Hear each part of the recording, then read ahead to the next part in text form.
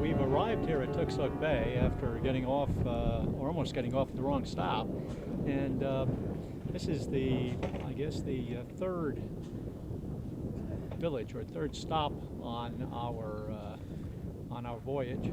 This is a place where we'll be hopefully saying a mass and meeting some of the villagers and getting to know a little more of the Yupik tribe. I do see a vehicle coming now toward the airport, so hopefully this is our ride. So we'll check back in with you later. The native peoples here are truly wonderful, are warm, are welcoming, and caring people. And they have such a great appreciation of family and family life that missionaries, the priests and the sisters, I think are attracted to them and to that. And I think that's what draws them here. About 35 of our parishes are almost exclusively either Yupik Eskimo or Athabascan Indian. So the large number of native parishes would probably be the reason for the designation as a missionary territory. And because the native peoples do not have a money economy, they live on the subsistence lifestyle. They live on hunting and fishing and gathering.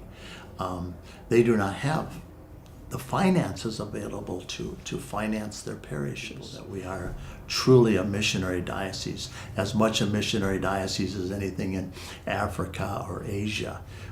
We have the same situations, the same challenges that they would have in other places.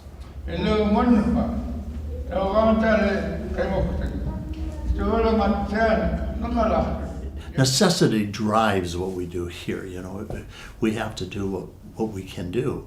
And because at one time, a generation ago, there were 50 Jesuit priests in the diocese, and there were maybe 50 religious sisters working here in the diocese and doing most of the key things like administration, catechesis, of course the liturgy and so on. They were providing that for the people.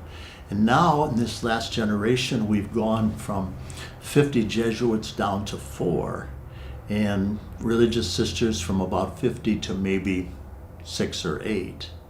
And so out of necessity, the people here have to step forward and lead the church here. What's interesting with the Yupik people is that they call each other forth. So a man just doesn't volunteer and say, I want to be a deacon. Mm-hmm.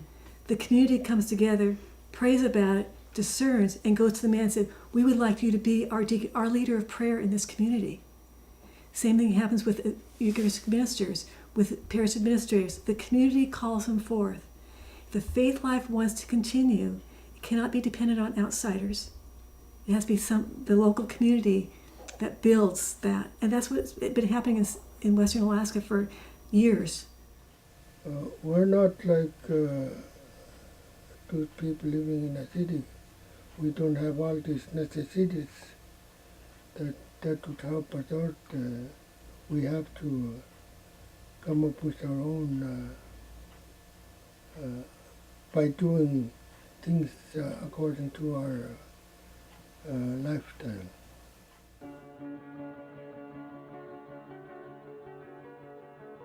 Family life is so essential to the native peoples.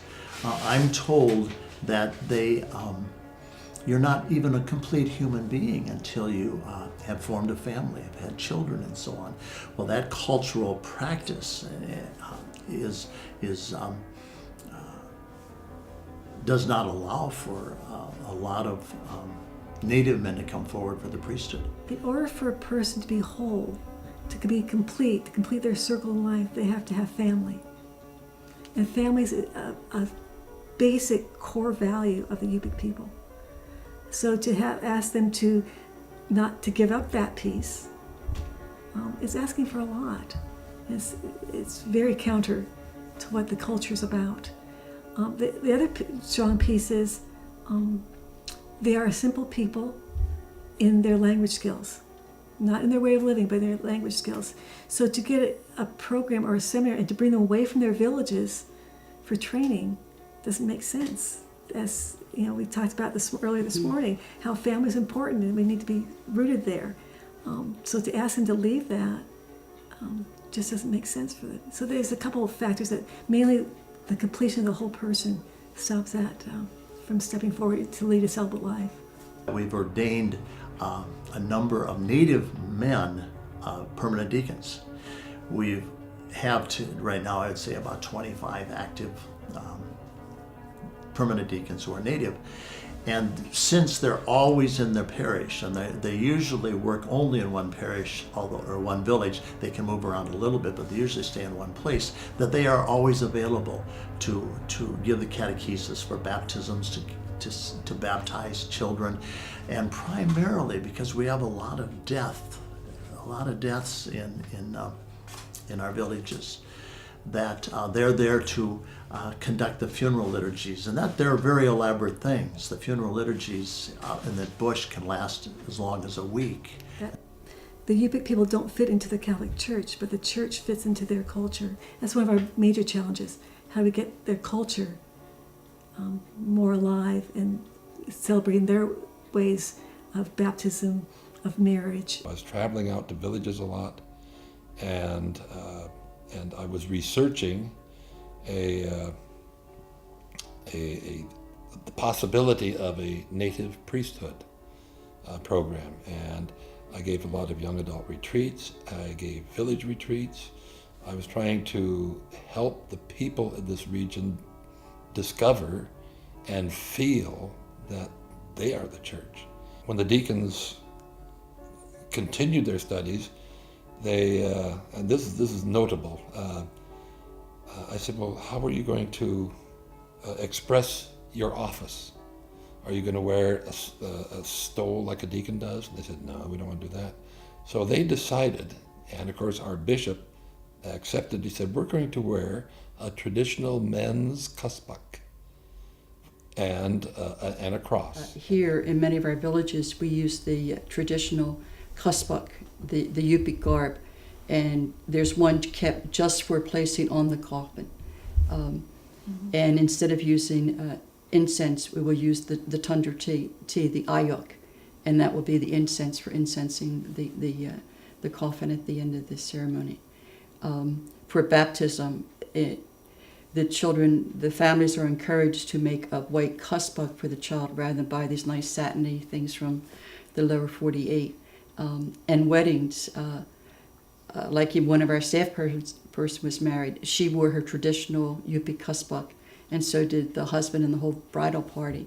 So we encourage them to continue to use traditional garb and activities as much as possible, and that's what Kathy's referring to. We're trying to find other ways than just the external garb and the ayok to bring into, to incorporate into our Catholicism, because it's not contradictory, it's very complementary. I can remember about 10 years ago, we did an evaluation of a training program, and one of the deacons stepped forward and said, doesn't seem like much has happened, but stay with us, we're growing, we're getting there. We're claiming our own communities, and that's what people are doing. So when a priest comes in now, he may come in every 4, 5, 6, 8 weeks for a week or so. He comes and makes contact with the deacons, with the administrators. What's going on? What do I need to do while I'm here? And the community goes on day after day, week after week, without the presence of the priest. So I think that's the gift that brings to the Universal Church, that these unpaid ministers are keeping the faith alive in Western Alaska.